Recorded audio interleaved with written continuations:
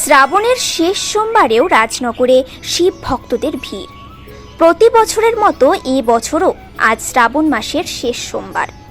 অন্যান্য স্থানের পাশাপাশি রাজনগর এলাকাতেও শিবের মাথায় জল ঢালা ও একাধিক ধর্মীয় আচার অনুষ্ঠানকে ঘিরে শিব ভক্তদের মধ্যে উৎসাহ, উদ্দীপনা ও উচ্ছ্বাস ছিল চোখে পড়ার মতো।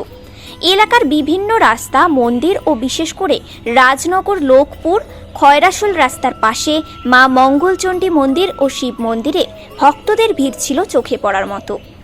আয়োজক ও ভক্তরা জানান, এবারও রাজনগর এলাকার বিভিন্ন পাড়া ও গ্রাম থেকে, খয়রাশোল সহ নিকটবর্তী ব্লকগুলি থেকে ও প্রতিবেশী রাজ্য ঝাড়খণ্ড থেকে অগণিত ভক্ত দর্শনার্থী ভিড় জমান মন্দির চত্বরে। মন্দিরের গেটের পাশে মন্দির কমিটি, ভক্ত ও আয়োজকদের তরফে উপস্থিত সকল ভক্তের জন্য প্রসাদের ব্যবস্থা করা হয়। সেই সাথে পানীয় জলের ব্যবস্থাও ছিল। অপ্রীতিকর ঘটনা এড়াতে রাজনগর থানার ওসি শামীম খানের নেতৃত্বে পুলিশি নজরদারি ও তৎপরতা ছিল যথেষ্ট। আয়োজকদের তরফে প্রবীণ নাগরিক হিলারাম সৌ বলেন, সুষ্ঠুভাবে যাবতীয় কর্মসূচি সম্পন্ন হচ্ছে। সব মিলিয়ে প্রায় ৫,০০০ ভক্তের সমাগম এবারও হবে, এমনটাই মনে করছেন তারা।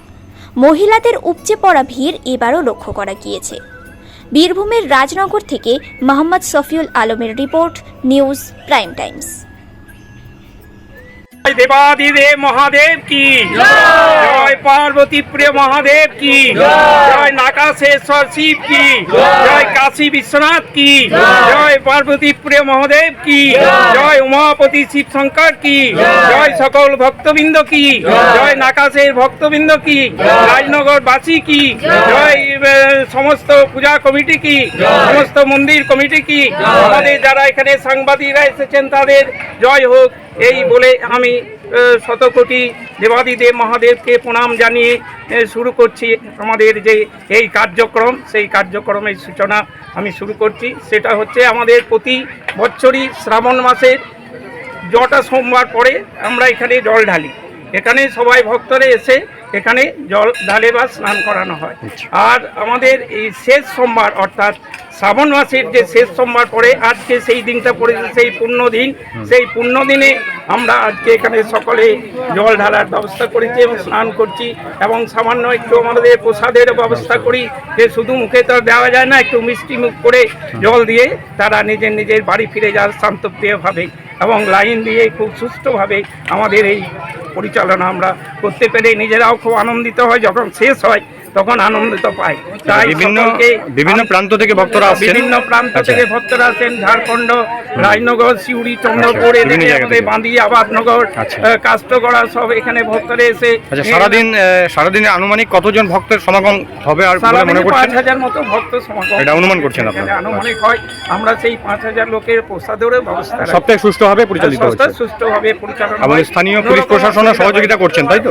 স্থানীয় পুলিশ প্রশাসনও সহযোগিতা করছেন। স্থানীয় পুলিশ প্রশাসন এবং হেলথের যারা আশাকর্মী এখানেও রয়েছে, এখানে সকলেই সহযোগিতা করছে, সহযোগিতা করে। আর বিভিন্ন সময় আমরা অন্যবারে বস্ত্রদান হিসেবে এইসবগুলো করে থাকি, কিন্তু এবারে সেটা পেরে উঠিনি আমরা। অন্যান্যবার সেই কর্মসূচিও থাকে। 1409 সাল থেকে আমাদের দুর্গা পূজা হয়, সেই দুর্গা পুজোর সামাজিক কাজ করি। আপনার নাম এবং পরিচয়টা একটু বলবেন। কিছু বৃক্ষ আমাদের এখান থেকে দেওয়া হয়, সেইগুলো সব নিজে নিজে লাগাই।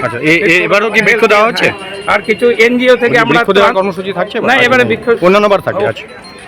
আর দ্বিতীয়বারে আমাদের হচ্ছে যে এনজিও থেকে আমরা বিভিন্ন ত্রাণ সমিতি যেগুলো আছে সেগুলো আমরা যাদের বয়স্ক দলের আছে তাদেরকে আমরা এখান থেকে দিয়েছি। আপনার নাম এবং পরিচয়টা? হ্যাঁ, পূজা কমিটির সভাপতি আমি, পূজা কমিটির সভাপতি শ্রী হিলারাম সৌ। আচ্ছা, অন্যান্য ভক্তরাও রয়েছে? অন্যান্য ভক্তরা এবং কমিটির সদস্যরা সহযোগিতা না হলে তো হবে না। অবশ্যই। 11টা প্লেয়ার হলে একটা খেলাটা আমি পরিচালনা করতে পারি, 22 জন গুটিয়া গোল দেবে, কিন্তু আমরা যদি সবাই সঙ্গী না পাই তাহলে কি করে পরিচালনার ক্ষেত্রে সবাই সহযোগিতা সম্পূর্ণভাবে পায় এবং আমাকে সভাপতি হিসাবে সবাই সম্মান।